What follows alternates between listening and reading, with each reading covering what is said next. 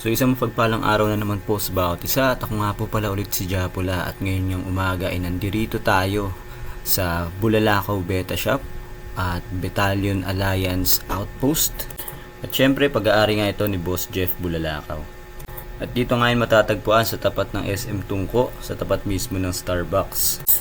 At ka-open nga lang nila nitong Monday, November 3, 2025. At kung meron nga kayong mga katanungan tungkol sa pag-aalaga ng beta, lalo na kung kayo ay mga newbie at beginners, ay maaari kayong pumunta rito at magtanong kay Boss Jeff. May available rin dito na live foods gaya ng Tubifex at makakabili rin kayo ng mga iba pang essentials na magagamit ninyo para mapanatiling healthy ang inyong mga beta fish kagaya ng mga pamatak na to at mga accessories kagaya ng flaring stick na to. At sa darating na November 8 and 9 ay magkakaroon ng BetaCon ang Team Battalion Alliance. Nagaganapin naman sa may grotto. Kaya kung gusto mong makakita ng mga magagandang beta fish at makanood ng beta show ay maaari kang pumunta doon. At kung ikaw naman ay nag-aalaga na ng beta fish ay pwede ka ring sumali.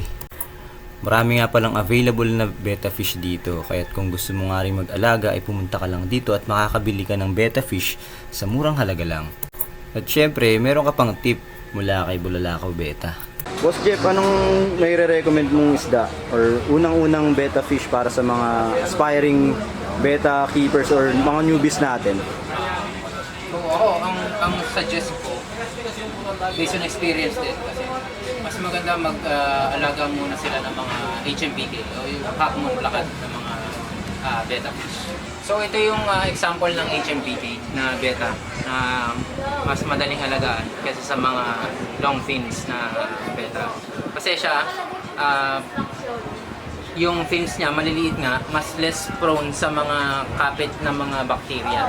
Tapos isa pa, kapag kasi yung mga long fins na hindi mo na pakain ng maigi or nakalimutan mo, merong chance na masira na yung fins nila, hindi na ganun gaganda yung tubo.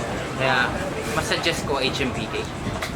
Boss Jeff, ano naman yung mga quick tip mo para sa tamang pag-aalaga ng ating mga beta fish?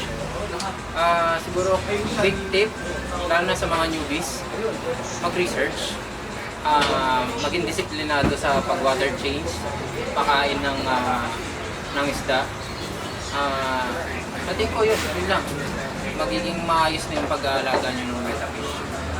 Boss Jeff, ano naman may papayo mo sa mga newbie at sa mga kasalukuyang nag-aalaga na ng mga beta fish?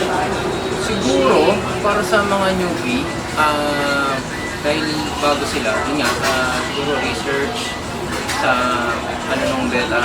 Tapos siguro para hindi sila manawa sa mga newbie or sa mga veterano na, kailangan siguro i-challenge nila yung sarili nila siguro sa pag-breeding, sa pag-develop, gano'n, sali sila sa mga show, gano'n. Kasi kapag alaalaga talagang magkakaroon ka ng pananawa. Pero kapag i-challenge mo yung sarili mo sa ibang bagay, sa ibang aspeto ng pag-develop, yun, hindi ka mawawala ng hindi ka mananawa kasi meron kang bagong matututunan at magiging goal. Okay, so sa mga nais pumunta dito sa ating Bulalakaw Beta Shop and Team Battalion Alliance Outpost, malolocate kami dito sa may site, sa Pexon Village. Tapat lang ito ng SM San Jose del Monte. Open pala tayo ng 10 AM hanggang 10 PM on Friday, Saturday. On the Sunday and hanggang Thursday, 9 PM. Ayan, kahit sa mga gustong pumunta rito sa Bulalakaw Beta Shop at Team Battalion Alliance Outpost, ay dito lang yan sa may tapat ng SM Tungko. So hanapin nyo lang yung Starbucks tapos katapat dun mismo. Yun lang, ingat sa lahat, God bless, happy fish keeping, and to God be the glory.